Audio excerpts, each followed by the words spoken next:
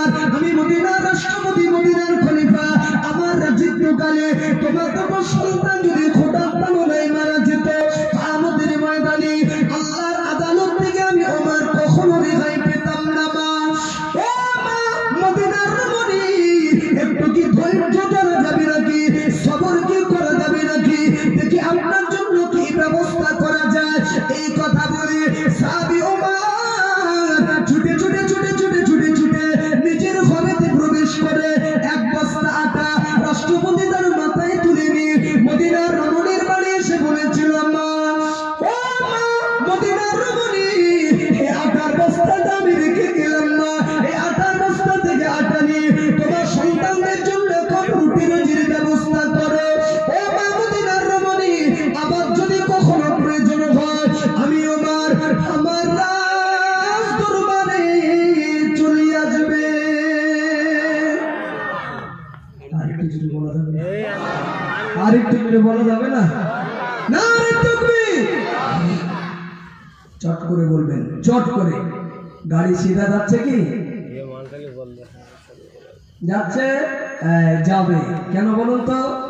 আমি বলে দিয়েছি যাওয়ার কারণ একটাই, ওমর হুজুর স্টারিং যে ধরে চালাচ্ছে না, অন্ধ ড্রাইভার নন, চোখওয়ালা গাড়ির ড্রাইভার।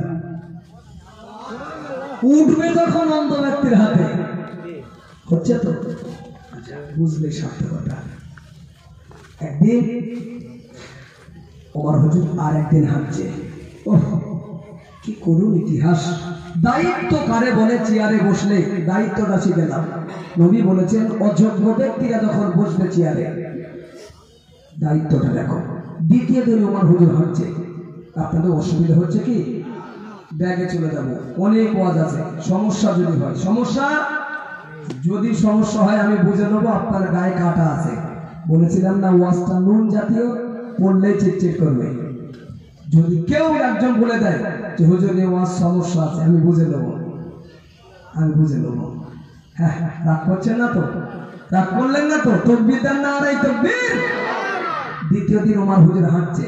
দ্বিতীয় দিন হাঁটতে হাঁটতে ওমর হুজুরের কানে একটা মহিলার কান্নার আওয়াজ ওমর হুজুর শুনতে পেলেন। প্রথম দিনে দুটো বাচ্চা, দ্বিতীয় দিন কি বললাম? একজন মহিলা, মেয়ে ছেলে, করুণ সুরের একটা কান্নার আওয়াজ ওমর হুজুর পাচ্ছে রাত্রিবেলা। সাহাবী ওমর রাদিয়াল্লাহু আনহু টুক টুক টুক টুক টুক টুক করে আবার দ্বিতীয় দিন ওই ব্যক্তিটার ঘরের দরওয়াজার সামনে গিয়ে সাহাবী ওমর রাদিয়াল্লাহু আনহু সালাম দিলেন, আসসালামু আলাইকুম ইয়া আহলাল বাইত। ঘরের দরওয়াজা খুলে গেল। সাহাবী ওমর রাদিয়াল্লাহু আনহু লক্ষ্য করে দেখছে ওই ঘরের ভিতর থেকে সালামের জবাব বিশেষে একটা পুরুষ মানুষের কণ্ঠস্বর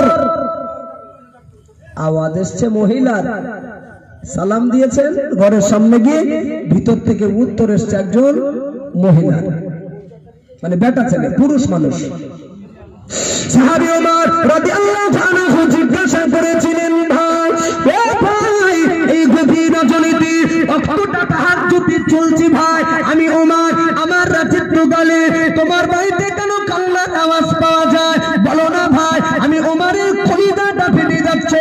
বলো না ভাই, তোমার বাড়িতে কিসের কেন কান্নার আওয়াজটা শোনা যায়? সাহাবী ওমরের কথা সে ওই পুরুষ ব্যক্তিটি বলেছিল, কি বলবো দুঃখের কথা, কি বলবো ব্যথার কথা।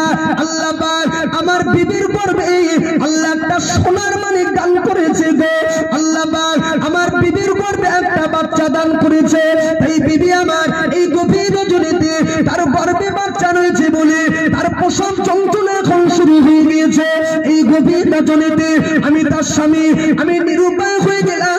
এই রাতের আধারে আমি কোথায় নিয়ে যাই, কি ব্যবস্থা করি? আমি নিরুপায় হয়ে স্বামী হিসাবে কোনো দায়িত্ব আমি পালন করতে পারি না। তাই বিবি আমার প্রসব যন্ত্রণা শুরু হয়ে গিয়েছে বলে প্রসব যন্ত্রণা ও সহ্য করতে না পেরে এই গভীর রজনীতে ঘরের কিনারে দাঁড়িয়ে দাঁড়িয়ে দাঁড়িয়ে দাঁড়িয়ে ও কাঁদে।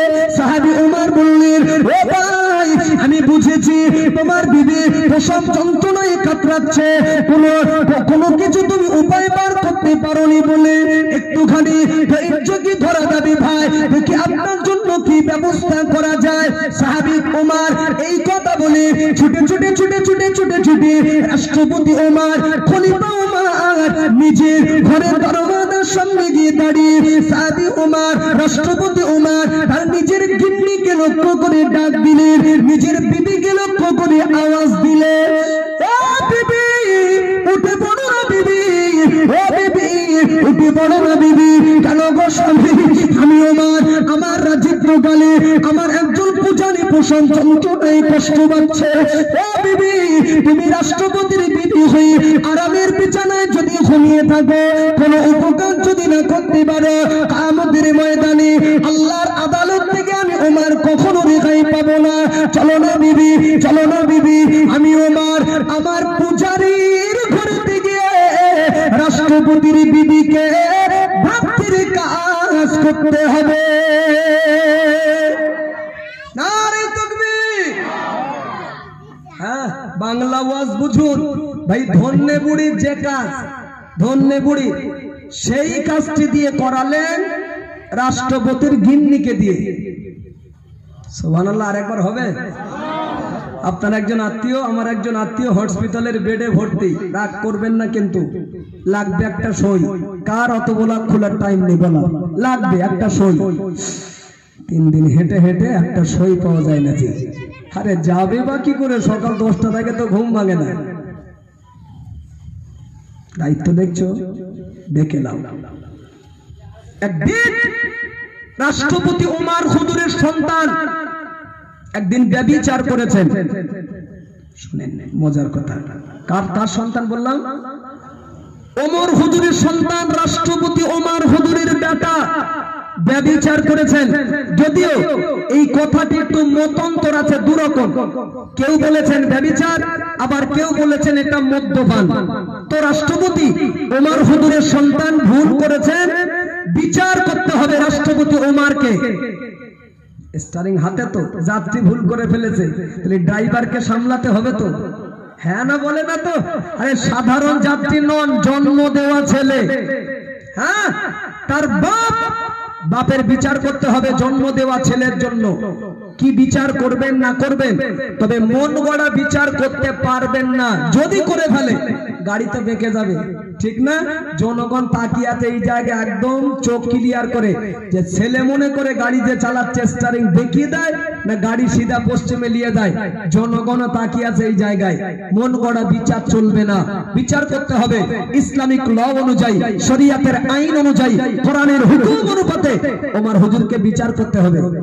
ভাই কি বিচার করবেন না করবেন, মন গড়া কি শরীয়তের বিধান সামনে রেখে নিশ্চিত আমি আপনাকে শোনাবো, আর কয়েক মিনিটের ভিতরে শুনিয়ে দেবো।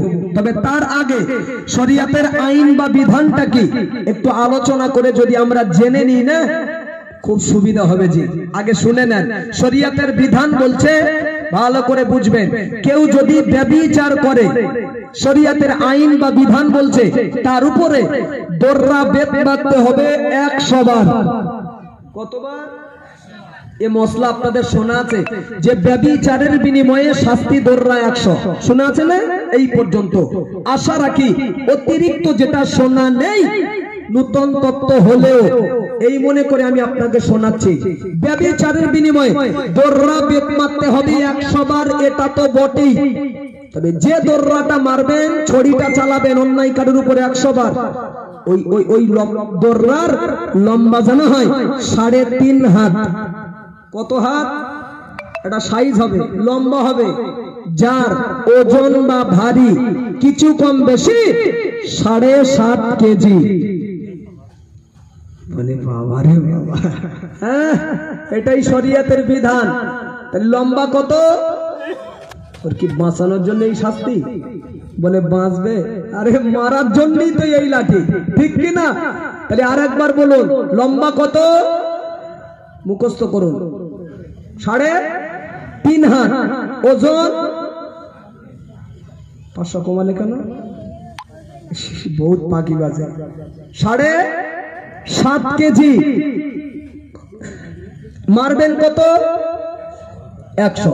আচ্ছা, এটা কি আপনাদের ভাষায় কি বলবেন? যার ওজন 7.5 কেজি, যে ছড়িটার লম্বা 3.5 হাত, মারতে হবে 100। এটা কি ছড়ি টড়ি বলবেন নাকি মুগুর টুগুর কিছু বলা যাবে? লাঠি বলা যাবে না, একদম খেটে লাঠি মুগুর। হ্যাঁ, 7.5 কিলো ওজন মানে কি? একটা ছড়ির ওজন। আপনারা তো স্কুলে পড়েছেন, আমাদের শিক্ষকদের হাতে যে ছড়ি থাকতো 7.5 কিলো ওজন হয়, ও 750 হবে না, ঠিক কি না?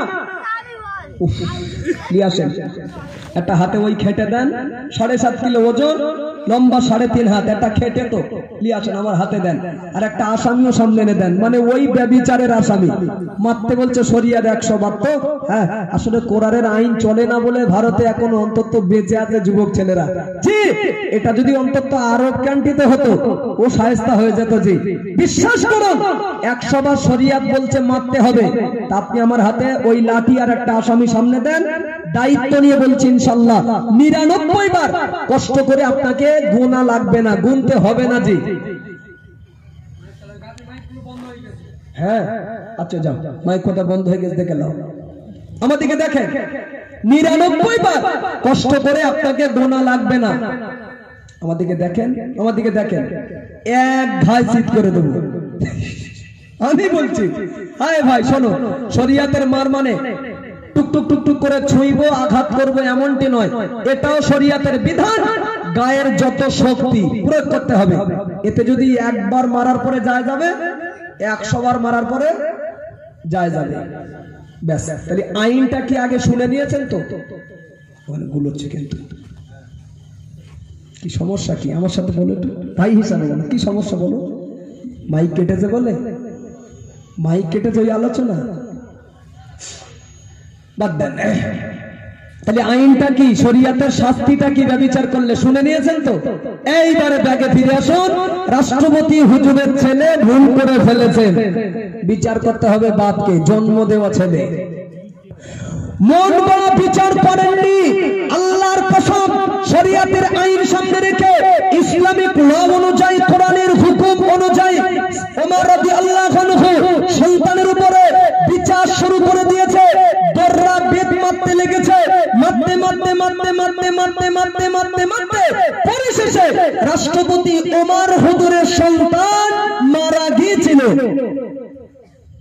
মারা কথা বলে না, ইতিহাস তার জ্বলন্ত নজির দিচ্ছে। এমন বিচার, বাপ রাষ্ট্রপতির কথা বাদ দেন গো, সবচাইতে বড় পরিচয় ওই ছেলের বাপ, জন্ম দেওয়া ছেলে। কি বিচার, কি আল্লাহর ভয়! বিচার করতে করতে ছেলেকে কবরের বাসিন্দা বানিয়ে দিল। এরপরে শরিয়াতের আইনকে তিনি টলিয়ে দেননি। বাবু সকালে লাগে, সকালে হবে নাকি?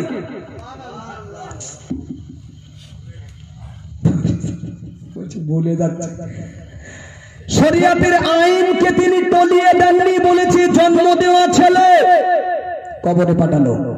হ্যাঁ, 70 কি 69 বার মারার পরে, আমাদেরকে 70 কি 69 বার মারার পরে ছেলে মারা গিয়েছিল। 100 হতে লাগেনি, দাফন কমপ্লিট, কবর কমপ্লিট, যে কটা বেদ বাকি ছিল 100 হতে, মানে 30-31টা বেদ বাকি ছিল 100 হতে, কবর কমপ্লিট করার পরে দায়িত্ব মনে করে রাষ্ট্রপতি ওমর সন্তানের কবরের উপরেই দররা চালিয়ে 100 করেছে। আরেকটু জোরে হবে না? আরেকটু জোরে হবে না? আপাতত আমি যেখানে বসে ওয়াজ করছি, এটা একটা মনে করুন কবর, কবর নিচে আমি উপরে আছি। একটা তক্তা মেম্বার করেছেন, ছেড়ে দিয়েছেন আপনারা, নবিয়ানা মেম্বার ধরলাম, ঠিক এই বরাবর নিচে একটা মাইয়ের দাফন করা আছে। আমাদেরকে ধ্যান দিয়ে বুঝলেন, নিচে একটা লাশ দাফন করা আছে। আচ্ছা, আমার হাতে একটা ছড়ি দেন, এখানে বসে টুকটুক করে যদি এখানে ছড়ি মারি, জোরেও যদি মারি, মাইয়েতের গায়ে লাগবে কি? এই কবরের ভিতরে লাশের গায়ে লাগবে কি? না, সে তো কবরের ভিতরে, আমি তো মারছি উপরে, লাগা সম্ভব নয়।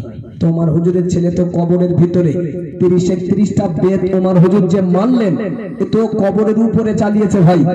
মাটি তো নেই, মরুভূমি এলাকা, যে নয় বালু নয় পাথর, তাহলে তার উপরে যে মানলেন 30-31টা বেদ, ছেলে কিন্তু কবরের ভিতরে, ছেলের গায়ে তো লাগে না। মারার অর্থটা কি? বাহ বাহ। জিজ্ঞাসা করা হয়েছিল, জবাবে ওমর হুজুর কাঁদতে কাঁদতে বলেছিলেন, ভয় হয় ভয় হয় করেছি। কিছু মানুষ বলে না, বলতে হবে না, না অত কষ্ট করে বলতে হবে না।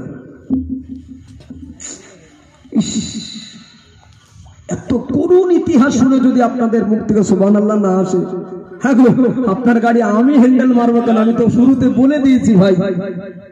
আজকাল রাগ করবেন না। আজকাল আমার সমাধে বিচারে বসার আগে অন্তরে খুব ভয় এসে যায় আমার সমাধে।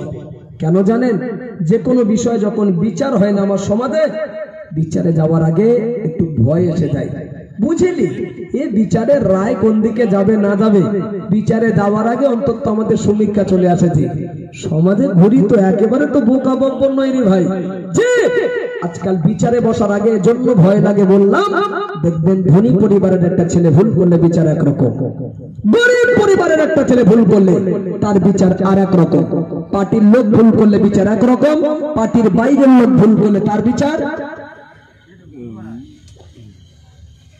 কেন বলো দেন? চোখ অন্ধ, গাড়ি যাবে না রাস্তায়, পড়বে খালে। কথা বোঝাতে পারছে কি? শুরু থেকে বুঝে আসছে। আচ্ছা এই যা বিচার করেছেন, আপনি আমার জাত ভাই বলে দিল উজাড় করে কথাটা বললাম, এই যা বিচার করেছেন ওমর হুজুর, আল্লাহকে অসন্তুষ্ট করেননি, শরীয়তের আইন ভেঙে দেননি, ছেলেকে কবরের বাসিন্দা বানালো। আপনারা এই বিচারটা শুনে খুশি? সত্য কথা বলবেন, খুশি? বলেন না। আল্লাহ নারাজ করলে ভালো হতো না।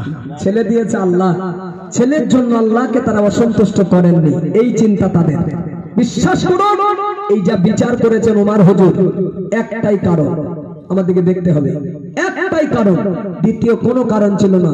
সেই কারণটি হলো ওমর হুজুরের ভিতরে আমার নবী পাকের খাঁটি আদর্শ ছিল বলে। দ্বিতীয় কোনো কারণ নয়, শুধু নবীর আদর্শ ওমর একটু ধার করেছে নবীর কাছ থেকে, একটু মেখে নিয়েছে জীবনে, তার দ্বারাই এই বিচার করা সম্ভব হয়েছে।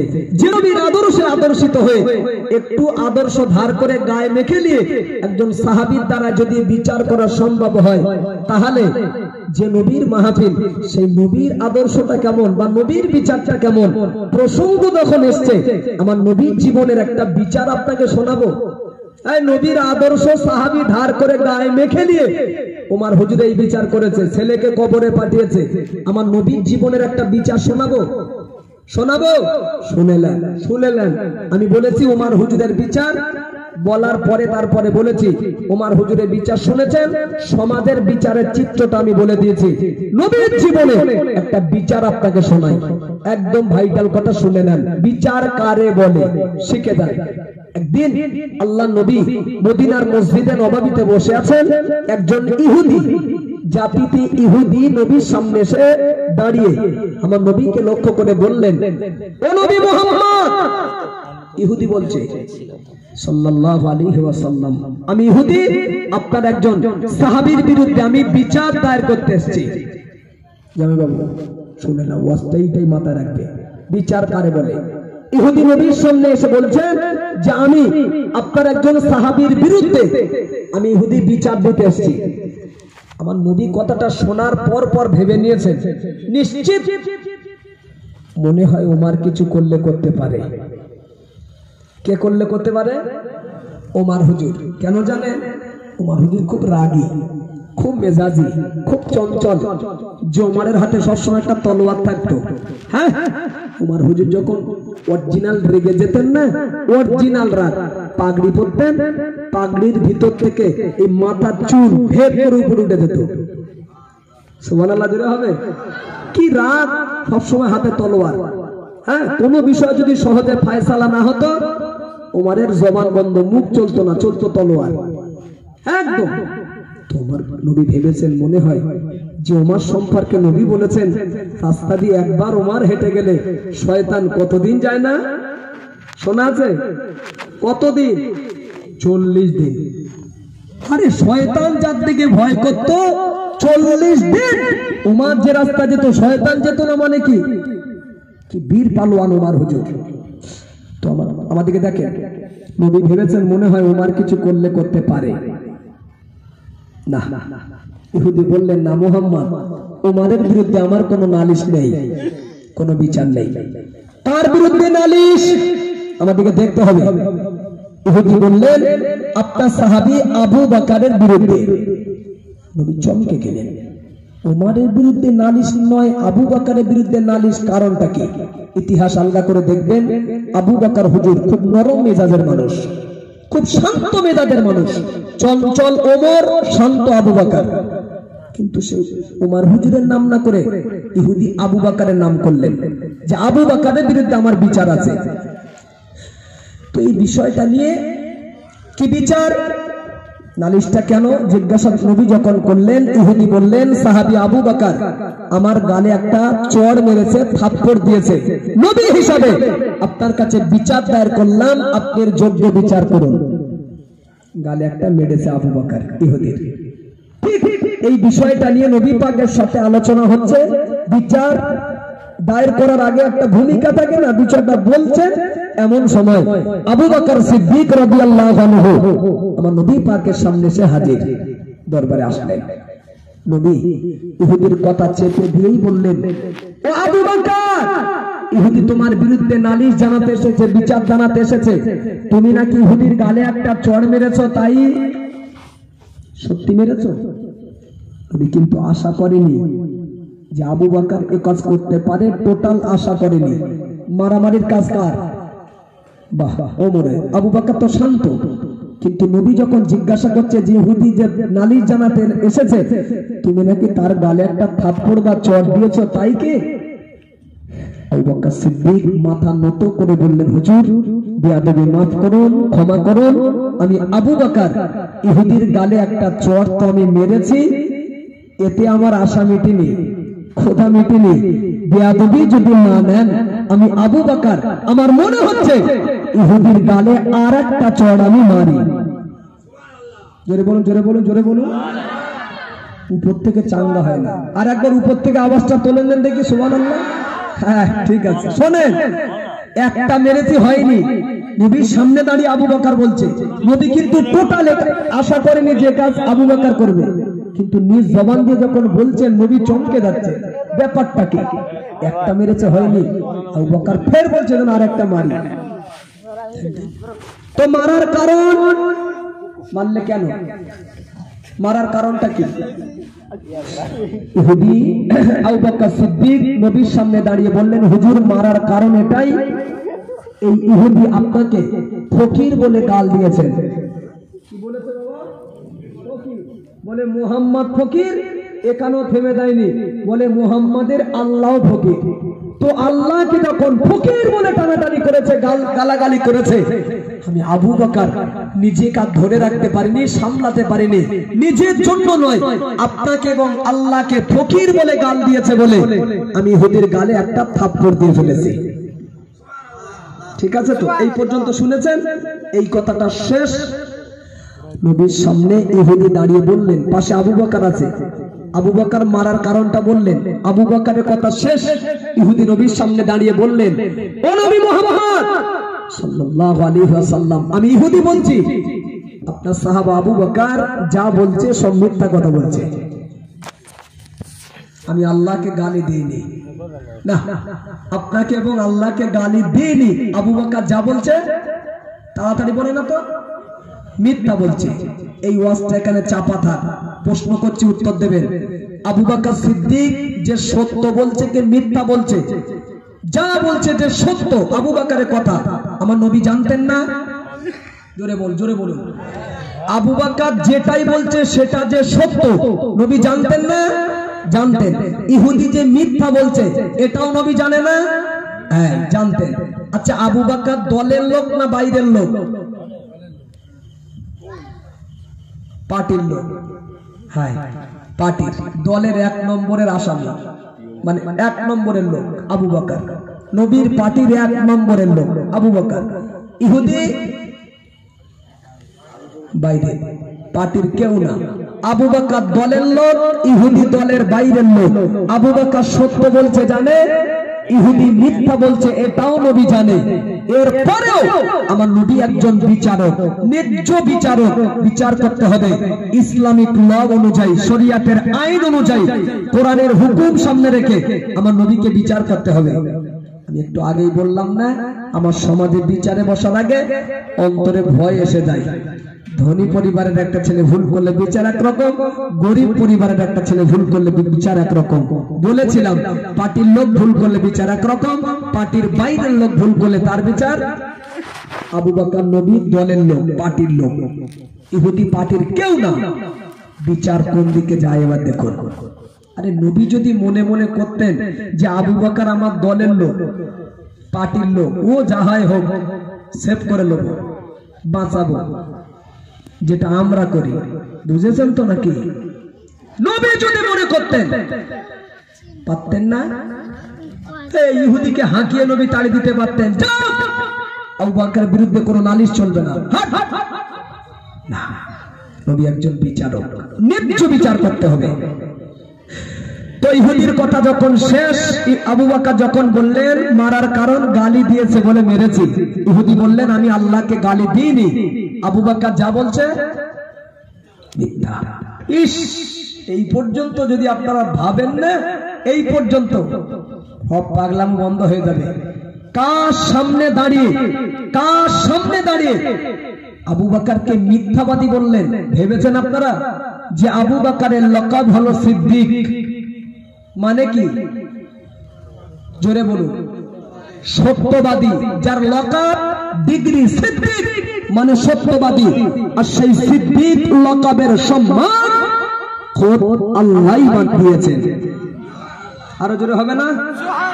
আরো জোরে হবে না? আবু বকর আল্লাহর নবী একদিন মদিনার মসজিদে নববী শরীফে বসে আছে। মদিনার একজন রমণী আমার নবী পাকের সম্মুখে এসে দাঁড়িয়ে বললেন, ইয়া রাসূলুল্লাহ, ইয়া হাবিবাল্লাহ, আমি মদিনার মহিলা, গভীর রজনীতে গতকাল আমি ঘুমন্ত অবস্থায় আমি একটা মারাত্মক স্বপ্ন দেখে ফেলেছি। ইয়া রাসূলুল্লাহ, হাবিবাল্লাহ, আমার মনটা কিছুতে বুঝে না পারি না।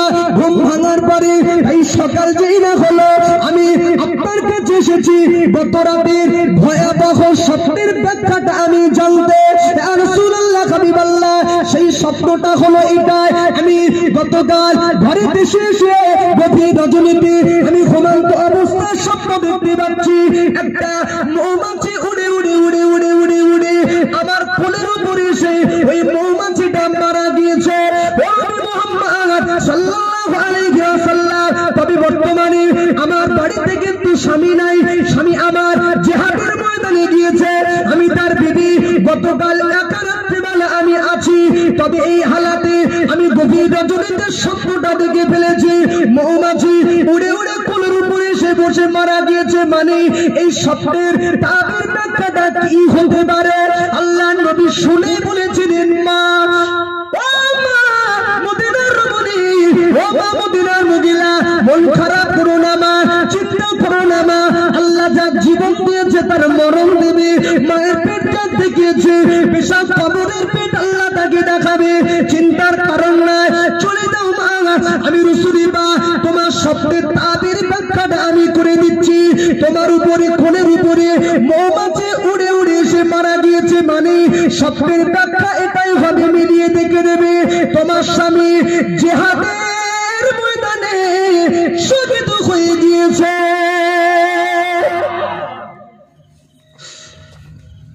ইহুদির বাচ্চা কাকে মিথ্যাবাদী বানালো দেখো, নবীর সামনে দাঁড়িয়ে, যার লকাব সিদ্দিক মানে সত্যবাদী। হ্যাঁ, কাকে মিথ্যাবাদী বানালো বোঝাচ্ছে। ব্যাস, যতই হোক স্বামী তো। যুবক ভাই, গিন্নি যদি এই স্বামীর শহীদের কথা শোনে কষ্ট হবে তো স্বাভাবিক। যতই হোক স্বামী, একটা আন্তরিক টান থাকবে না? থাকবে না? চলে যাচ্ছে বাড়িতে। নবী বলে দিয়েছে জেহাদে তোমার স্বামী শহীদ হয়ে গেছে, মারা গিয়েছে। আল্লাহ তার নমুনা, যখনই শহীদ হয়েছে ঠিক ওই টাইমে একটা মৌমাছি কোলে ফেলে আল্লাহ মেরে দিয়ে বুঝিয়ে দিয়েছেন তোমার স্বামী ওদিকে শহীদ। ব্যাখ্যাটাই চলে যাচ্ছে মনটা খারাপ করে, আহা স্বামী হাত দুনিয়াতে নেই, চলে গেল ভাবছে। যেতে যেতে রাস্তার মাঝে আবু বকর হুজুরের সঙ্গে দেখা।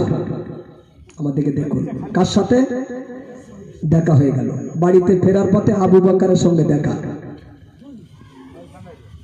মদিনার রমণী সাহাবী আবু বকরকে লক্ষ্য করে বললেন, ও আবু বকর, আমি গতকাল গভীর রাতে ঘুমন্ত অবস্থায় এইরকম একটা ভয়াবহ স্বপ্ন দেখে ফেলেছি। ও নবী পাকের সাহাবী আবু বকর, বলো না এই স্বপ্নের তাবির ব্যাখ্যাটা কি হতে পারে? মৌমাছি উড়ে উড়ে কোলের উপরে এসে মারা গিয়েছে, মানে এই স্বপ্নের তাবির ব্যাখ্যাটা কি হতে পারে? আল্লাহ নবী সাহাবী আবু বকর কথা না শুনেই বললেন, চলে যাও, বাড়িতে ফিরে যাও, মন খারাপ করো না, দুঃখ পেও না।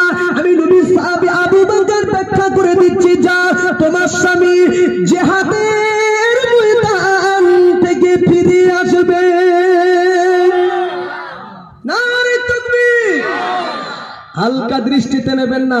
কিছুক্ষণ আগে খোদ নবী জবান মোবারক দিয়ে বলে দিয়েছেন স্বামী শহীদ, স্বামী শহীদ আর বেঁচে চলে যাচ্ছে। কিছুটা যাওয়ার পরে আবু বকরের সঙ্গে দেখা, ঘটনা খুলে বললেন যে মৌমাছি কোলের উপরে মারা গিয়েছে, ভাবছি স্বপ্নের তাবিরটা কি হতে পারে।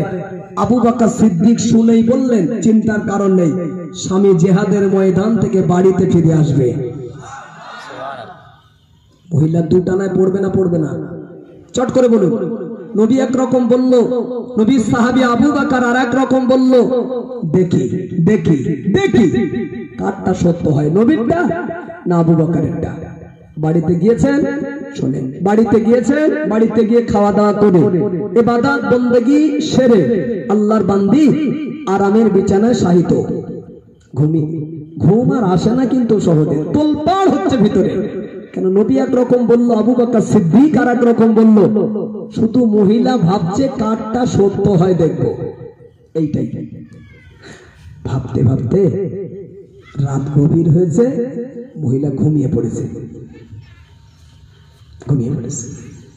কাকে মিথ্যাবাদী বানাবো আমি বারবার বলছি, শিখে নেন।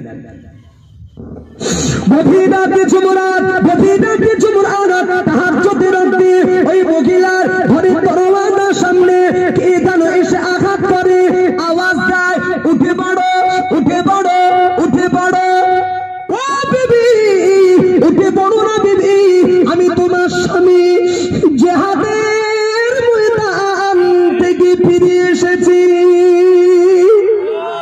আরো জোরে হবে না, আরো জোরে হবে না। এই দেখেন, দরওয়াজা খুলেই যদি স্বামীর চাঁদ মুখটা দেখতে পায়, এই দেখো, নবী মিথ্যাবাদী হয়ে যাবে না? তাড়াতাড়ি বলুন, তাড়াতাড়ি বলুন। চাঁদ মুখটা যদি দরওয়াজা খুলেই যদি দেখতে পায়, স্বামীর চেহারা দেখে চমকে যাবে না, যাবে না? নবী মিথ্যাবাদী হবে তো?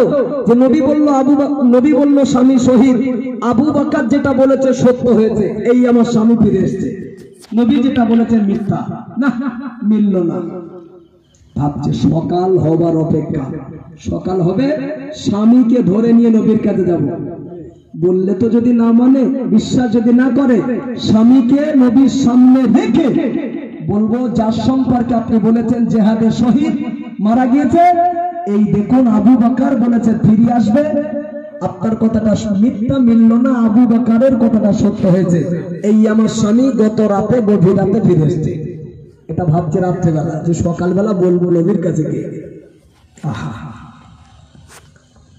সকাল যেই না হলো, মদিনার রমণী তার স্বামীকে নিয়ে আমার নবী পাকের দরবারে যেতে লাগলেন। আল্লাহর নবী দূর থেকে মদিনার রমণীটিকে দেখতে পেয়ে আল্লাহর নবী বলেছিলেন, মা, ও মা মদিনার রমণী, চিন্তার কারণ নাই, ভাবনার কারণ নাই, আমি জানি তুমি কি কারণে আমার দিকে আগিয়ে আসছো। মা, তোমার মনে কি প্রশ্ন নিয়ে আগিয়ে আসছো, তবে চিন্তার কারণ নাই, ভাবনার কারণ নাই। আমি রাসূলুল্লাহ কিছুক্ষণ পূর্বে তোমার প্রশ্নের জবাব ফেরেশতা জিবরাইল আমাকে বলে দিয়ে গেছে। আর জোরে হবে না? ও মদিনার রমণী, তোমার প্রশ্ন হলো এটা, গতকাল আমি নবী বলেছিলাম স্বামী শহীদ হয়ে গিয়েছে, আমার কাছ থেকে ব্যাখ্যাটা জানার পরে তুমি বাড়িতে ফিরে যাচ্ছিলে, বলো না মা, রাস্তার মাঝে সাহাবী আবু বকরের সঙ্গে কি দেখা হয়েছিল? হ্যাঁ ইয়া রাসূলুল্লাহ, আমার কথাটা গোপন করে, তুমি নূতন করে সাহাবী আবু বকরের কাছে আবার ব্যাখ্যা নিতে গিয়েছিলে। হ্যাঁ ইয়া রাসূলুল্লাহ, ও মদিনার রমণী, এটা তো আবু বকর জানে না, বুঝে না। আমি রাসূলুল্লাহ তার আগে ব্যাখ্যা যে করে দিয়েছি, তোমার স্বামী শহীদ হয়ে গিয়েছে, এটা আবু বকর জানতো না, বুঝতো না। তবে আবু বকর শোনার পরে নিজ ইচ্ছায় বলে ফেলেছে, তোমার স্বামী জিহাদের ময়দান থেকে বাড়িতে ফিরে আসবে। এখন তুমি কি জানো, আবু বকরের কথাটা যদি মিলে না দেয়, আবু বকরের কথাটা যদি বাস্তবায়িত না হয়, তোমার কি জানা আছে মা, আবু বকরের লকাব হলো সিদ্দিক, মানে সত্যবাদী। আবু বকরের সিদ্দিক লকাবের মর্যাদা উঠে যাবে যদি সত্য কথাটা না হয়ে থাকে। আবু বকরের সিদ্দিক লকাবের মান উঠে যাবে। তাই বলে ভেবো না আমি রাসূলুল্লাহ যে ব্যাখ্যা দিয়েছিলাম ওটা মিথ্যা, না না না না, ওটাই ছিল সত্য খবর গো মা। তোমার স্বামী জিহাদের ময়দানে শহীদ হয়ে গিয়েছিল, আবু বকর যখন বলেছে ফিরে আসবে, আল্লাহ পাক আবু বকরের সিদ্দিক লকাবের মান আল্লাহ বাঁচাতে গিয়ে, সিদ্দিক লকাবের সম্মান আল্লাহ রাখতে গিয়ে, আল্লাহ পাক তোমার স্বামীকে পুনরায় জীবন ফিরিয়ে দিয়েছে। নারে তাকবীর, নারে তাকবীর। ইহুদির বাচ্চা নবীর সামনে দাঁড়িয়ে বলছে, ও নবী মুহাম্মদ, আমি আল্লাহকে গালি দিইনি, আবু বকর যেটাই বলছে মিথ্যা কথা বলছে। হলো তো, যার লকাব সিদ্দিক মানে কি, আর সিদ্দিক লকাবের মান কে বাঁচালেন? ইহুদির বাচ্চা নবীর সামনে দাঁড়িয়ে তাকেই মিথ্যাবাদী বানাচ্ছে। নবী বললেন, আমি একজন বিচারক, ও মিথ্যা বলুক আর সত্য বলুক, ন্যায্য বিচারক হিসাবে নবী বললেন আমাকে বিচার করতে হবে। ওহ, যাও। আবু বকর, ইহুদি বলছে গালি দেয়নি, আর তুমি বলছো গালি দিয়েছে, এই জন্য মেরেছো, তাই না? আমি মাঝখানে বিচারক। আবু বকর, শরীয়তের বিধান কেউ যদি কোনো বিষয়ের উপরে অস্বীকার করে, ভালো করে বুঝে নেন, বিচার যে করবে বিচারের আইনটা দেখেন, ফাঁকটা দেখেন। কেউ যদি কোনো বিষয়ের উপরে কেউ যদি অস্বীকার করে, শরীয়তের বিধান মুখে বললে হবে না, আল্লাহর নামের কসম খেয়ে বলতে হবে। অস্বীকার যে করবে, ইহুদি অস্বীকার করছে, উড়িয়ে দিচ্ছে যে আমি গালি দিইনি, এটা অস্বীকার করা নয়? বলুন বলুন। তাই শরীয়তের বিধান ইহুদি যা বলছে মুখে বললে হবে না, আল্লাহর কসমকে বলতে হবে, রবের নামের কসমকে। আর দাবি যিনি করবেন শরীয়তের বিধান একা বললে হবে না, তার পক্ষে একটা সাক্ষী আনতে হবে। যাও। তাই ইহুদির জন্য কসম খাওয়া, আবু বকরের জন্য সাক্ষী আনা। চট করে ইহুদি নবীর সামনে দাঁড়িয়ে কসম খেয়েই বললেন, আল্লাহর কসম আমি ইহুদি আল্লাহকে গালি দিইনি। ওর পালা শেষ, মিনিট লাগেনি। এই ইহুদির কোন আল্লাহ খোদা আছে? বলুন বলুন। তো পকেটে তুই ও তো কসম পকেটে চাষ করে রে ভাই, ওর কি যায় আসে? হ্যাঁ, এই কসম চাষ হয়েছে ইহুদির পকেটে ঠিকই, তবে ইহুদির পকেটে বর্তমানে আর নেই। ইহুদির পকেট থেকে আমরা এখনো ধার করে ফেলেছি ভাই। হ্যাঁ, অধিকাংশ মা বোনেরাই ভুলটা করে থাকে।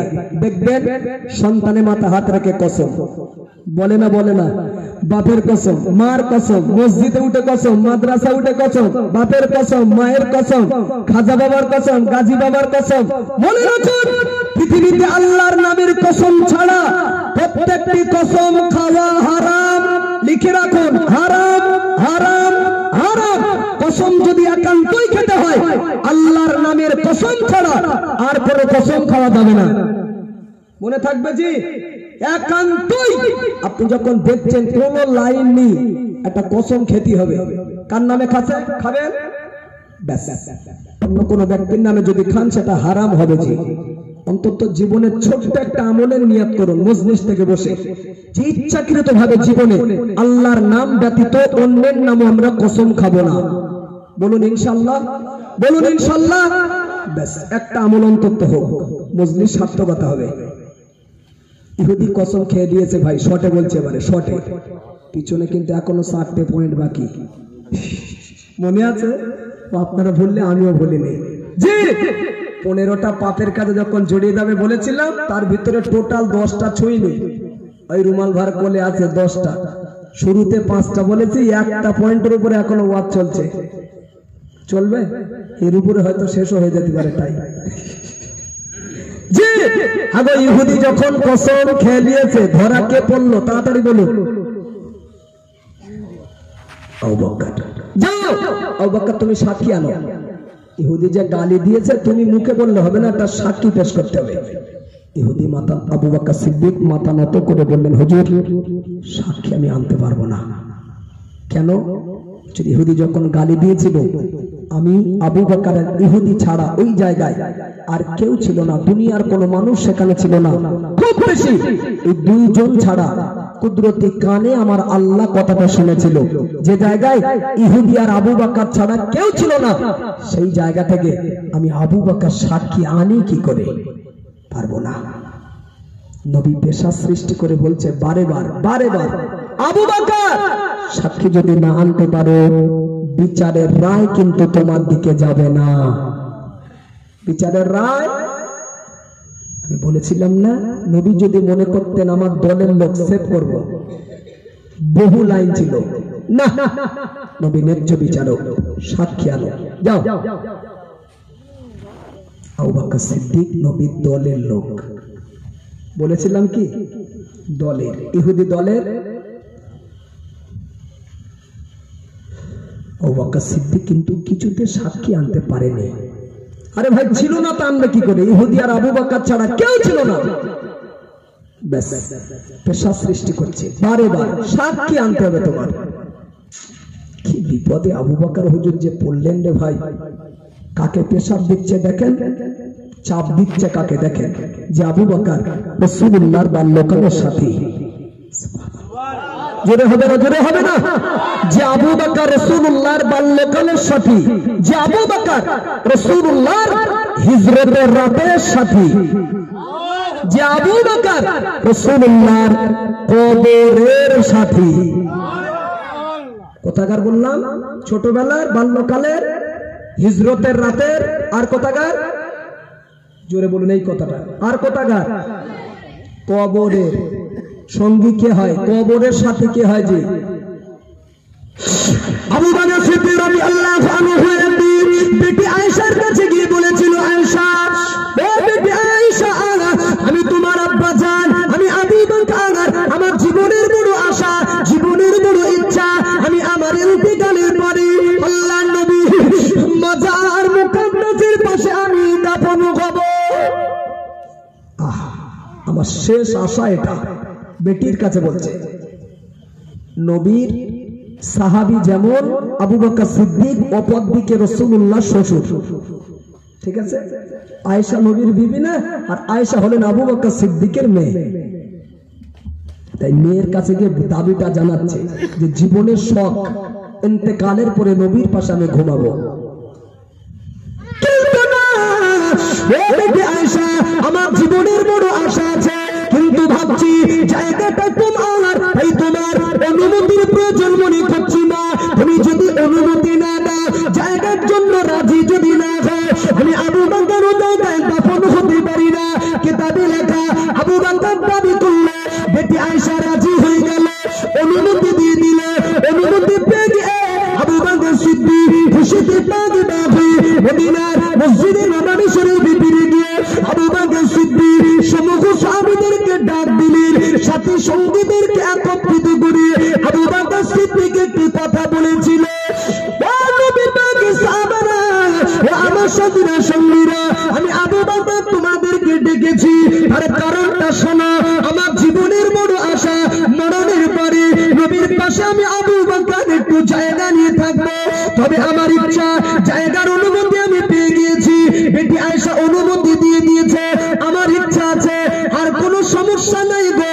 তবে মনে মনে ভাবছি আমার নবী পাক তাতে রাজি হবেন কিনা, যেহেতু আমার নবী পাকের পাশেই আমি দাফন হব, আমার নবী পাক তাতে রাজি হবেন কিনা, অনুমতি দিবেন কিনা প্রমাণ করার জন্য আমি আবু বকর আমি একটা নিয়ম পদ্ধতি বলে যাচ্ছি। ও নবী পাকের সাহাবারা, আমি আবু বকর যখন মারা যাব, আমার লাশ মোবারক লাশটাকে নিয়ে আল্লাহ নবীর মাজারের সামনে রেখে দিয়ে আমার নবীকে সালাম দেবে, আদবের সঙ্গে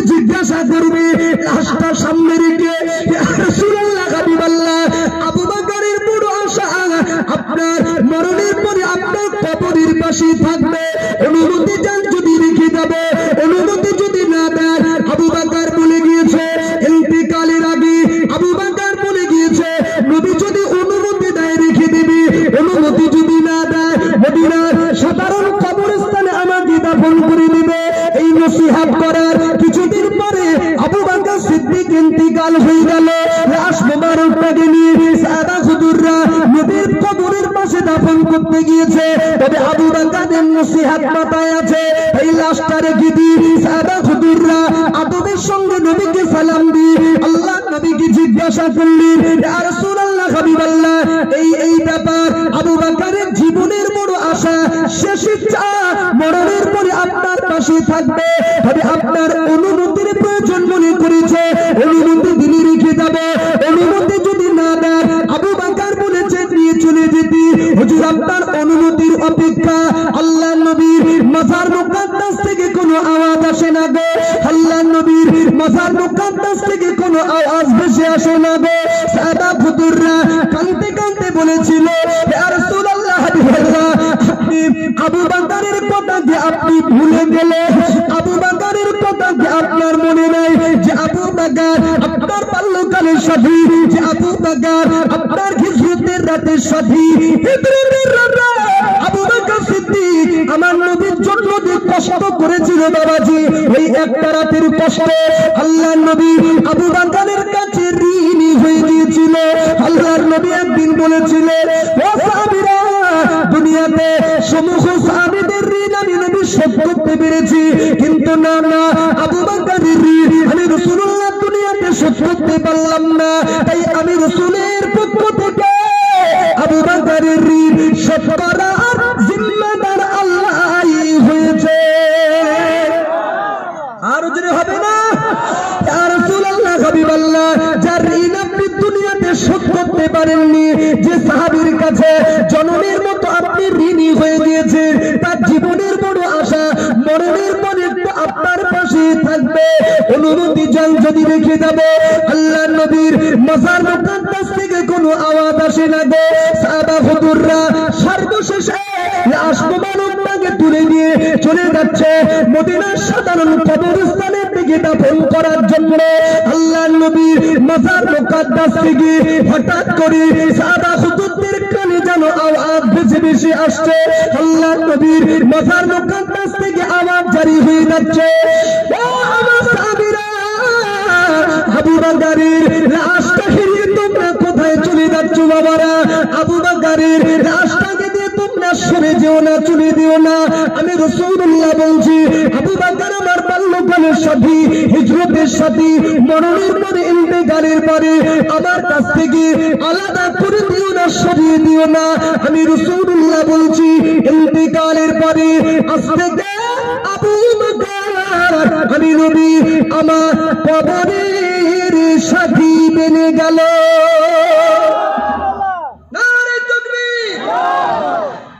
বাল্যকালের সাথী যিনি, কথা বুঝে নেবেন, বাল্যকালের সাথী যিনি, হিজরতের সাথী তিনি, কবরের সাথীও তিনি।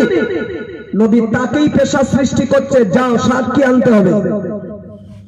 কিছু বুঝছেন তো? বোঝাতে পারছি? হ্যাঁ, কবরের সঙ্গী যিনি, নবী তাকে রেহাই দেন না, সাক্ষী আনতে হবে, নচেত বিচারের রায় তোমার দিকে যাবে না, যতই দলের লোক হন।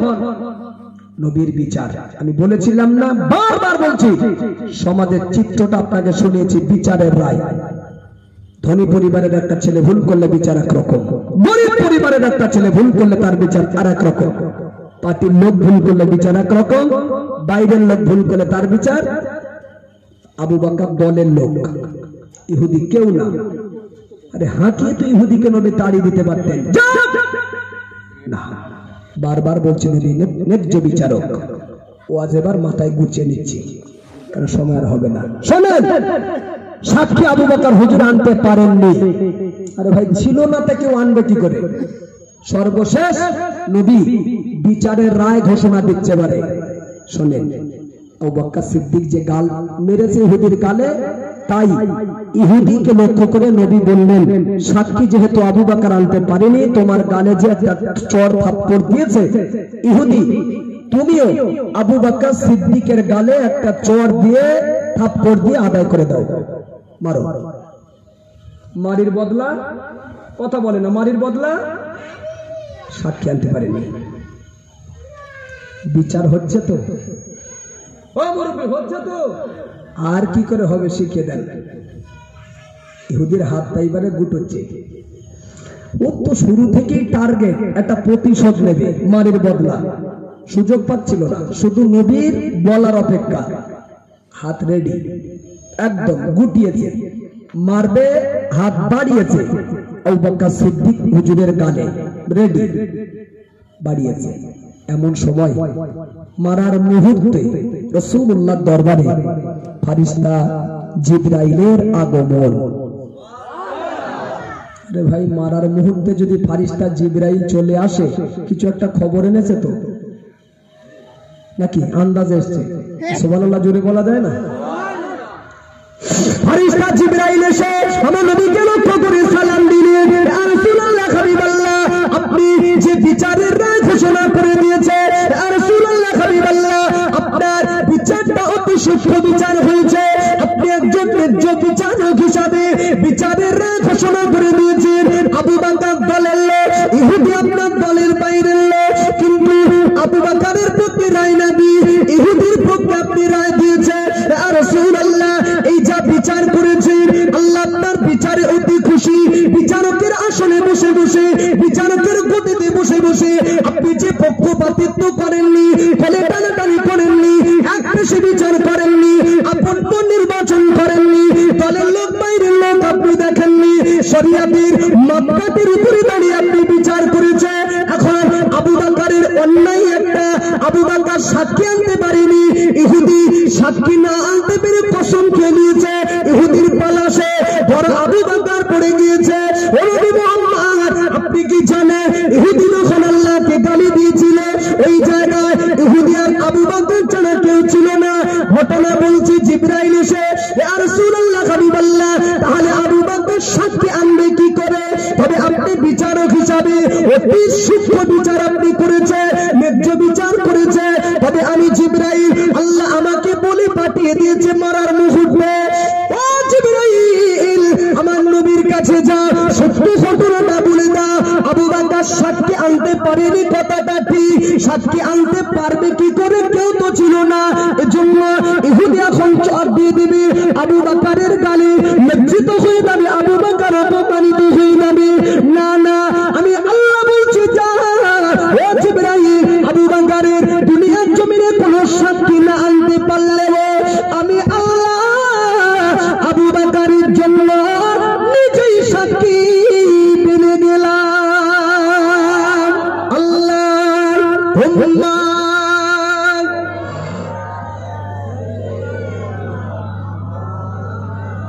পড়ুন পড়ুন, এতগুলো মানুষ। ওয়ালা আলি,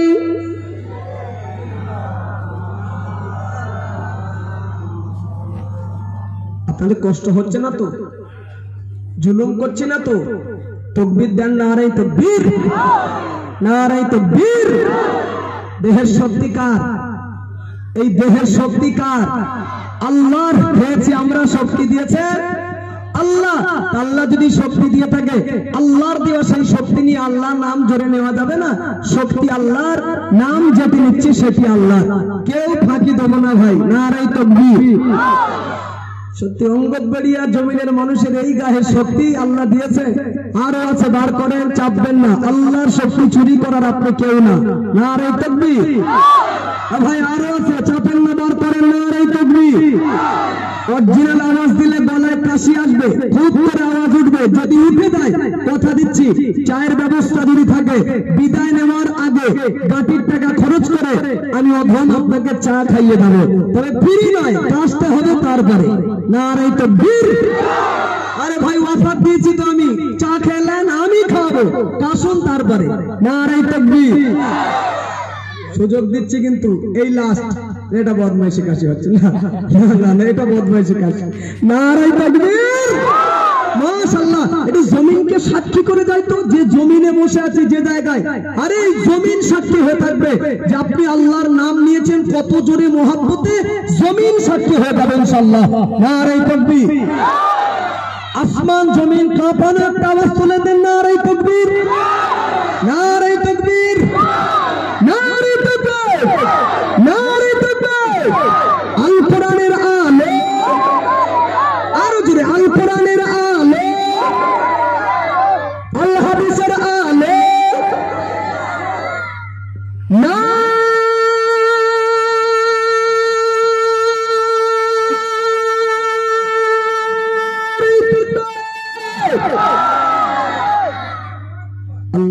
করুন, বলুন আমিন। এসেছেন কি কেউ? কাশছে তা যান, যে কাশছে বা চা আনে নাই পয়সা দিচ্ছি। শোনেন, 5টা পয়েন্ট রেখেছিলাম, মনে পড়ছে? এই দুটো ভার বলছি, মনে পড়ছে? হয়েছে কটা? টাইম গেছে কত তা জানো না? 9:30। হ্যাঁ, 10 মিনিট, 8টা 20 উঠে 9:30, মানে 1 ঘন্টা 2 ঘন্টা 10 মিনিট হয়ে গেছে। ও কিছু বুঝতে পারেনি, মনে হয় এই শুরু করলো সবে, ঠিক না? এই কোরআন হাদিসের মধু, বিশ্বাস করো এটাই স্বাদ। মনে হয় যেন শুরু হয়েছে সব, আর আমারও তাই মনে হচ্ছে, কিন্তু হয়ে গেছে সবে 2 ঘন্টা ওভার। আমার দিকে দেখেন, বোঝাতে চেয়েছি, আমার দিকে দেখুন, বিদায় নেবো। একটা কথা বুঝে নিন, আমি শুরু থেকে পর্যন্ত বোঝাতে চেয়েছি এটাই, অযোগ্য ব্যক্তিরা যখন যোগ্যতার আসনে বসবে, নেতৃত্ব দেবে, কলম ধরাবে, তখন আসমান থেকে গজব আসবে। নবী বলেছেন, তাহলে নেতা কারা হবে, নেতার দায়িত্ব কিভাবে পালন করতে হবে, বিচারক কারা হবে, আর সমাজে বিচার ব্যবস্থাগুলো কিরকম করতে হবে। বলতে বলতে, মানে চেয়ারে বসলে চেয়ারের দায়িত্ব কত কঠিন, বলতে বলতে এই পর্যন্ত চলে আসলাম। বাকি কটা পয়েন্ট আছে জোরে বলো? 4টে। একটু টাচ দিই হালকা হালকা করে, আর লম্বা বলার টাইম নেই। 2 নম্বর পয়েন্ট রেখেছিলাম, তাড়াতাড়ি বলছি, ধ্যান দিন। 2, 5টার ভিতরে 2 নম্বর, নবী বলেছেন মসজিদ মাদ্রাসার সম্পদ যখন ব্যক্তিগত কেউ আত্মসাৎ করবে, মানে আমানতের মাল যখন খেয়ানত হবে, আসমান থেকে গজব আসবে। আপনাদের গ্রামের যে জামে মসজিদ, জুমা হয় কোথায়? হ্যাঁ, ওপারে এক হাজিপাড়া। আচ্ছা, আমাদের সেই বারুল যেখানে থাকতো ওইটা নাকি অন্যটা? আরেকটা আছে। আচ্ছা আচ্ছা, পাথর আছে ভিতরে, মোজার পাথর আছে। আল্লাহ রাজি থাকলে ইনশাল্লাহ এসি হয়ে যাবে, বলুন ইনশাল্লাহ। দেখছি তো অনেক মসজিদে এসি হয়ে গিয়েছে ভাই। হ্যাঁ, আমার কথা ধ্যান দেন ভাই, ধ্যান দেন।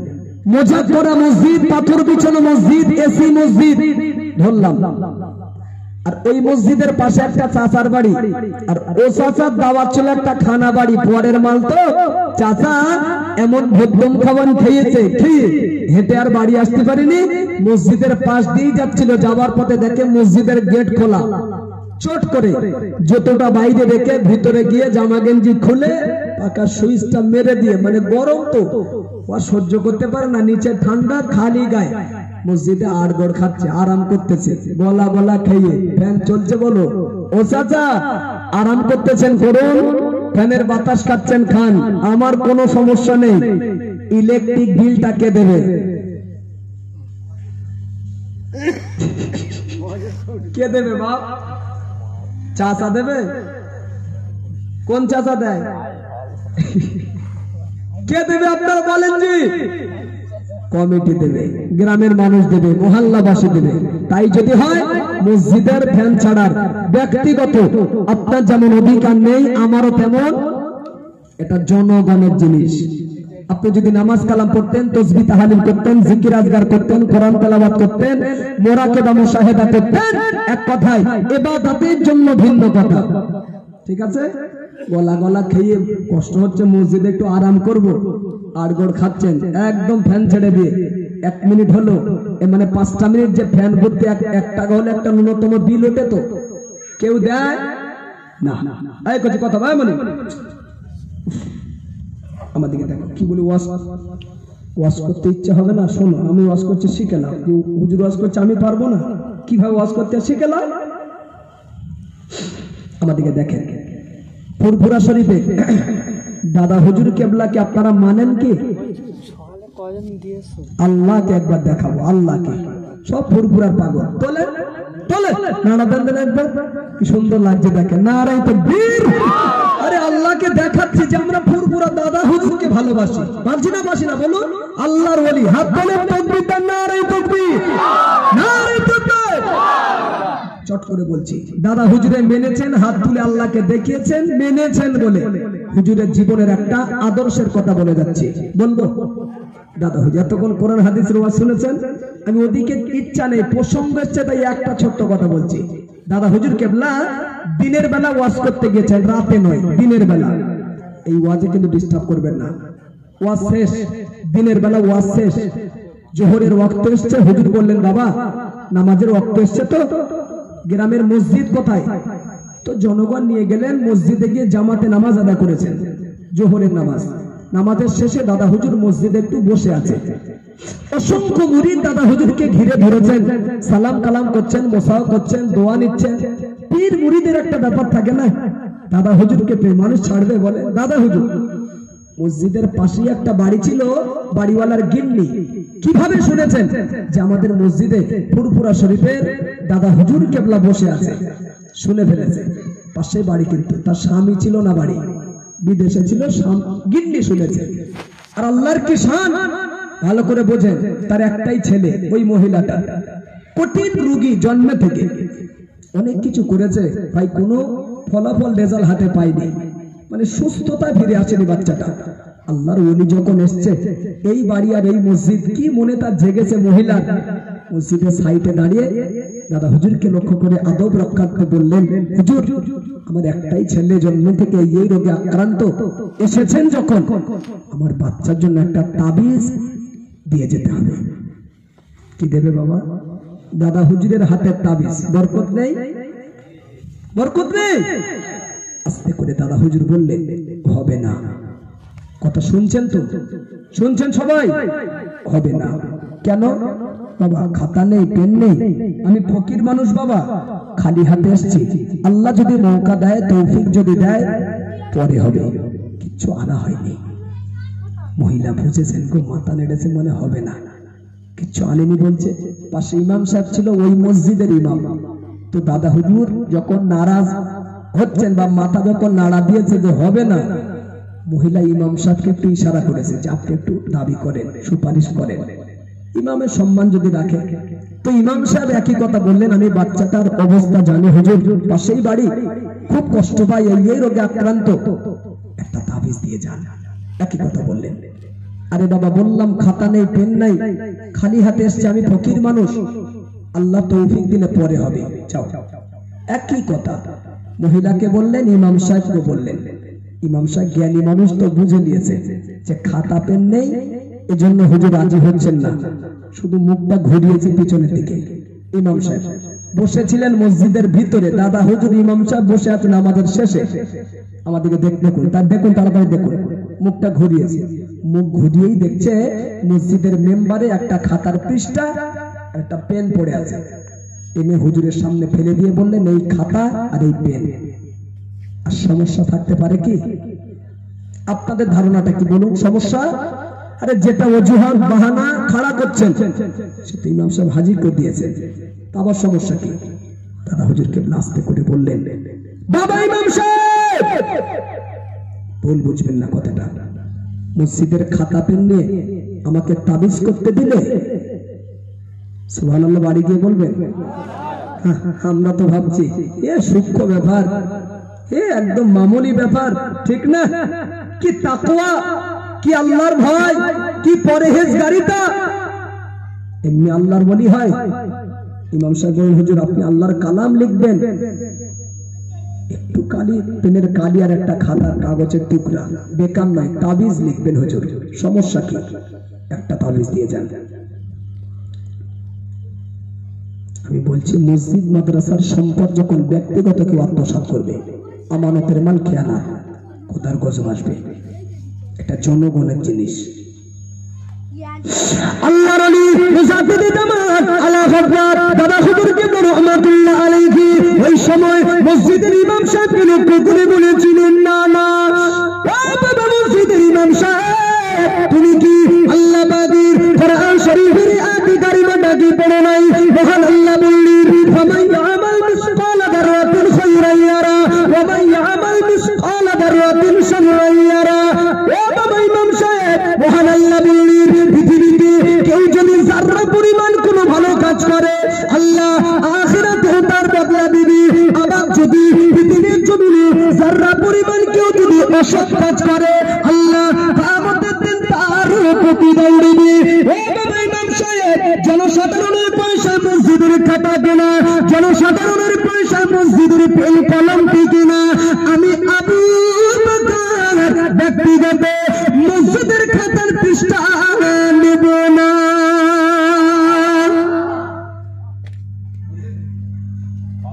ফ্যান ছেড়েছেন, সমস্যা কিচ্ছু নেই, আমার ইলেকট্রিক বিলটা হিসাব করে দিয়ে দেবেন।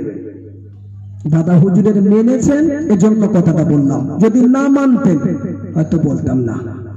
কি মেনেছেন যে দাদা হুজুরের মানি, জনগণের টাকায় খাতা পেন কেনা মসজিদের, ব্যক্তিগত নিয়ে হুজুর তাবিজ করেননি। আপনি ফ্যান ছাড়বেন? ছাড়বেন? যদি ছাড়েন বিলটা দিয়ে দেবেন। আপনার বিল গ্রামের মানুষ দিতে যাবে কেন?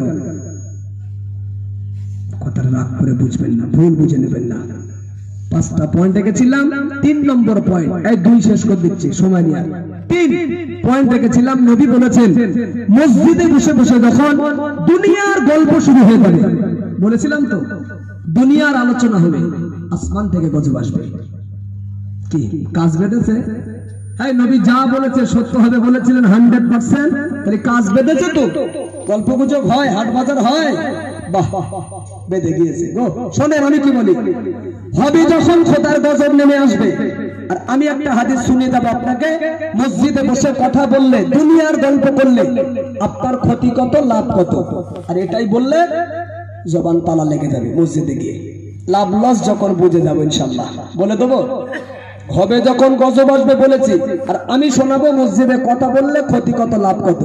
বলে দিই, আল্লাহ নবী বললেন, আল্লাহ নবী হাদিস শরীফে জানালেন, 5টি স্থানে যদি দুনিয়ার একটু কথা বলা যায়, 5টি জায়গায় যদি দুনিয়ার একটু গল্প করা যায়, তাহলে নবী বললেন 70 বছরের আমল আল্লাহ বিকার করে দিবে, 70 বছরের ইবাদত নষ্ট হয়ে যাবে। 1 নম্বর, আল্লাহ নবী বললেন কোন হক্কানি আলিমের মাহফিলে বসে যদি, কোন হক্কানি আলিমের মজলিসে বসে যদি দুনিয়ার একটি কথা যদি জবানে বলা যায়, 70 বছরের আমল আল্লাহ বিকার করে দিবে। যেখানে কোরআন তিলাওয়াত হচ্ছে, আল্লাহ পাকের বাণী কালামুল্লাহ শরীফ যেখানে পড়া হচ্ছে, জামানার মানুষেরা যদি এই জায়গায় গিয়ে জবানের দুনিয়ার একটি গল্প যদি করে ফেলে, 70 বছরের আমল আল্লাহ বিকার করে দিবে। আল্লাহ নবী বলেন, আল্লাহর ঘর মসজিদে বসে বসে যদি, আল্লাহর ঘর মসজিদের ভিতরে গিয়ে যদি জামানার মানুষেরা জবানে দুনিয়ার একটি গল্প যদি তারা করে ফেলে, 70 বছরের আমল আল্লাহ মাইনাস করে দেবে। নম্বর 4, জানাজা নামাজ পড়তে গিয়েছে, জানাজা নামাজ পড়তে গিয়ে জানাজার কাতারে দাঁড়িয়ে মাইয়িতকে সামনে রেখে যদি জবানে দুনিয়ার একটি গল্প এসে যায়, 70 বছরের আমল আল্লাহ বেকার করে দিবে। নম্বর 5, জানাজা নামাজ সমাপ্তি করে মাইয়িতকে কবরস্থানে নিয়ে গিয়েছেন দাফনের জন্য, আল্লাহ নবী বললেন ওই কবরস্থানে দাঁড়িয়ে যদি জবানে দুনিয়ার একটি গল্প যদি এসে যায়, 70 বছরের ইবাদত নষ্ট হয়ে যাবে।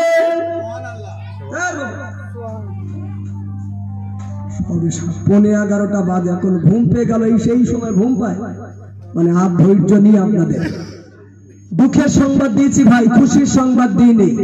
হ্যাঁ, নবী বলেছে, রাগ করে না, বুঝেন না, নবী বলেছে 5টা জায়গায় দুনিয়াবি একটা গল্প করলে, শুনে নেন, নবী বলেছেন রেজাল্ট, ফলাফল, আমল নষ্ট হবে কত বছরে? 70 বছরের আমল নষ্ট হয়ে যাবে। মানে এটা কি খুশির সংবাদ? সুবহানাল্লাহ বললেন কেন? এই ওয়াসিনে একদিন শিখলাম, হয়তো গতিতে বলে ফেলেছে, একটা গতি আছে। আল্লাহ বাহ্যিকটা দেখেন না গো, আল্লাহ ভিতরেরটা দেখেন। আল্লাহ মাফ করে দিন, ক্ষমার নজরে দেখেন। বলুন আমিন, বলুন আল্লাহুম্মা আমিন। হাদিসটি বললাম, শুনে নিয়েছেন তো? ব্যাখ্যা গেলে সময় লাগবে। 1, হাক্কানি আলেমের মজলিস, শুধু আলেম বলিনি, হাক্কানি আলেম জুড়ে দিই। হাক্কানি আলেম বলে দিয়েছে, হাক্কানি আলেম, যে আলেম হাত তুললেই কবুল। সুবহানাল্লাহ, এমন আলেম যারা, ব্যাখ্যা অনেক লম্বা। আলেম আর হাক্কানি আলেম পার্থক্য কতটুকু? 2, যেখানে কোরআন তেলাওয়াত হয়। 3, মসজিদে বসে বসে। কাজ বেঁধে গেছে। হবে যখন মসজিদে কথা গজব আসবে বলেছি, নবী বলেছেন, আর আমি শুনেছি মসজিদে কথা বললে ক্ষতি কত, লাভ কত। 5টা জায়গার ভিতরে 3 নম্বর মসজিদ। ঠিক আছে, একটা কথা বলবেন ভিতরে গিয়ে। 4, জানাজার কাতার। 5, যেখানে দাফন করা হয়, মানে গোরস্থানে গিয়ে। লম্বা যাব না। 4 নম্বর পয়েন্টে গেছিলাম, 5টার ভিতরে 4। নবী বলেছেন সমাধি, গান বাজনা যখন বেড়ে যাবে, ব্যাপক ধরে যখন গান বাজনা হবে, নবীর ভাষায় বলেছেন আসমান থেকে গজব আসবে। বেড়েছে তো? জোরে বলো না। বেড়েছে। আর বাড়ার কারণ এই গজবের মোবাইল। গজবের ভালো করে খাওয়া হয় না, 20,000 টাকা দামের ফোন। হ্যাঁ, পরনের কাপড় চটে না ভালো করে। যুবকদের হাতে দেখি তো বাচ্চা বাচ্চা সব 30,000 টাকা দামের ফোন গার্জেনরা দিচ্ছে। আর যদিও গার্জেনটা না দেয়, আজকাল তো সব লেখাপড়া উঠে গিয়েছে ভাই, অল্প বয়সে হাতে পয়সা পেয়েছে তো। হ্যাঁ, আসমানের চাঁদ হাতে পেয়ে গেছে। আর যদিও পরনের কাপড় জোটে, তাও সব ছেঁড়া। তাও দুটো কথা বলবেন, বুঝাবেন, ফিরিয়ে আনবেন, আপনার বুঝিয়ে ছেড়ে দেবে। সমাজের জন্য এটা স্টাইল, ঠিক কি না? ও মুরব্বি, কোনদিন শুনেছেন বাপ ছেঁড়া জিনিস কখন স্টাইল হয়? এই দেখুন, আর কি শুনবেন বাপ, তাড়াতাড়ি কবরে চলে যান। ছেঁড়া জিনিস যেটা ছিঁড়ে গেলে লজ্জায় শরমে আপনারা ফেলে দিতেন, মান সম্মানের ব্যাপার, ইজ্জতের ব্যাপার, ছেঁড়া জিনিস পরে কেউ গায়ে তোলে কেউ। ছেঁড়া জিনিস এখন বেশি টাকায় পাওয়া যাচ্ছে। কোন চুকে পা দিলাম? রাগ করেন না, শোনেন। আর কোন সভ্য ঘরের ছেলে মেয়ে, মানে এই পোশাক যারা পরে, কোন বংশের ছেলে মেয়ে, কত ভদ্র ঘরের, ও বুঝতে আর আমাদের বাকি থাকে না। যে না, পয়সা দিয়ে ছেঁড়া মাল পরবো কেন ভাই? গ উঠেছে, হ্যাঁ ভাই, গ উঠেছে। 5, কষ্ট নেবেন না। নবী বলেছেন 5 নম্বর পয়েন্ট, শেষ পয়েন্ট বলছি কিন্তু, ধনী ব্যক্তিরা যখন যাকাত দেওয়াটাকে নিজেদের জন্য যখন জুলুম মনে করবে, যেটা আমার উপর বোঝা হচ্ছে, জুলুম হচ্ছে, প্রেসার হচ্ছে, আসমান থেকে গজব আসবে। ঠিক আছে? আপনি ধনী, আমি গরিব, একটা মশলা জিজ্ঞাসা করে চলে যাব। আপনি ধনী, আমি গরিব, যাকাত দেবেন আপনি, যাকাত নেব আমি। মশলায় কি বলে? আমি ধনী, আপনার কাছে গিয়ে, মানে আপনি ধনী আমার কাছে এসে দিয়ে যাবেন, না আমি গরিব বলে পায়ে হেঁটে আপনার কাছে নিয়ে আসব? কোনটা? আন্দাজে ঘাই মারবে না কিন্তু, ভয় পাচ্ছ? বলো বলো, যেটা জানো সেটা বলো। কে যাবে? ধনী লোক যাবে, গরিবরা বাড়ি ঠ্যাংের ওপর ঠ্যাং দিয়ে থাকবে। ঠিক তো? একদম কারেক্ট কথা, ঠিক। আপনাদের অঙ্গদবাড়ি আর মাটিতে ট্যাংরাখালী এলাকায় এ মশলার আমল হয় তো? বলে হ্যাঁ হয়। ছবি তুলি, তোমার দাঁড়ায় সামনে এসো। তাহলে ছিল এক, নিজের থেকে কায়দা মেরে আমরা পাল্টেছি আর এক। না, মশলার খেলাফ এটা। হ্যাঁ, গরিব যারা, তাদের মাথায় টেনশন কি? কোনো তো টেনশন নেই, কোনো বোঝা নেই, কোনো চাপ নেই। যার মাথায় টেনশন, যার মাথায় বোঝা, সে পাই পাই করে ছুটবে। কোথায় গিয়ে বোঝা নামাবে, কার কাছে গিয়ে হালকা করবে, এ টেনশন তার। আমি গরিব, আমার টেনশন কিসের? এটা মশলা বললাম, রাগ করবেন না কিন্তু। দিতে যখন যাব না, দিতে ভালো করে বুঝুন, এটা লজ্জা নয়। নিতে যখন যাব, এটা লজ্জা, ঠিক না? এজন্য নবী বলেছেন এই হাতের থেকে এই হাত আল্লাহর কাছে অনেক দামি। সুবহানাল্লাহ বলুন, চিল্লে বলুন একবার। এটা কোন হাত? ডান হাত বলবেন না। আমি নিঃশ্বাস নিইনি, আমি ভাত পেতেই বলেছি ডান হাত বলবেন না। এটা কোন হাত? বলে বাম হাত। এই তো বাম হাত। পাগল না কি বল দেখি সব। এটা কোন হাত? জি, বাহ, রাগ করবেন না। চাওয়ার হাত, নেওয়ার হাত, দাম নেই, এটাই দামি। কি এটা? দেওয়ার হাত। নিতে শিখবেন না, দিতে শিখবেন। খেতে শিখবেন না, মানুষকে খাওয়াতে শিখবেন। পড়তে শিখবেন না, মানুষকে পড়াতে শিখবেন। এটাই নবী পাকের আদর্শ। জোরে বলুন, জোরে বলুন, জোরে বলুন। দুটো জিনিসের উপরে আল্লাহর লানত। কটা বললাম? দুটো জিনিসের উপরে আল্লাহর লানত, আল্লাহর অভিশাপ। দুটো জিনিসের উপরে। নাম্বার 1, তালাক। চট করে বলছি, কি বললাম? কোন স্বামী যখন তার স্ত্রীকে তালাক দেয়, তালাক শব্দের উপরে আল্লাহর লানত, অভিশাপ আছে। দুনিয়ার শাস্তি তো সাথে সাথে ছিন্ন, স্বামী স্ত্রী কি হবে না হবে জানা আছে, পটপট 3টে বলে দিলে, ঠিক না? তালাক জিনিস এত বাজে জিনিস না। শোনেন, দুনিয়ার সম্পর্ক তো শেষ, সাথে সাথে 3বার বললে আল্লাহর আরশের পায়াটা অপর দিকে নড়ে। তালাক বলবে, আল্লাহর আরশের পায়া দোলে, হেলে।